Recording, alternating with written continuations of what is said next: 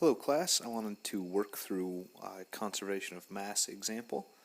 And so in this problem we've got a wind blowing at 2 feet per second through a garage door, and it's blowing at an angle of 30 degrees to that garage door, and two windows that are 3 feet by 4 feet each. The question here is, what is the average velocity of air exiting through the windows? And so for this problem we're going to approach it with two key assumptions. The first being that we have steady flow, and the second being that we have incompressible flow. And so that'll let us use our simplified version of conservation of mass, or more simply we can take the inflows as equal to the outflows for our control volume. Now in this problem we'll assume the control volume is the garage itself.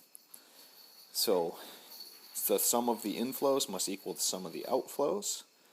In this case it means the inflow through the door must equal 2 times the outflow through an individual window. And of course we know that Q is equal to A times V, so we could write the equation this way. The areas are fairly straightforward. The biggest question here might be the velocity.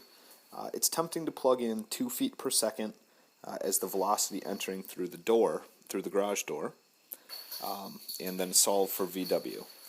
But what we want to remember is that we're interested in masses that are perpendicular to our control surface, and that shows up as the dot product of the velocity vector and the normal vector when we derive this from Reynolds transport theorem.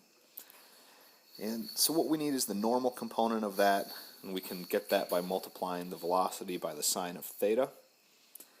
So putting this together, plugging in numbers for the variables that we know, we get the equation that's shown here.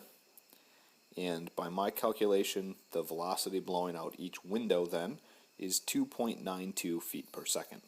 Hopefully this helps you. Thanks.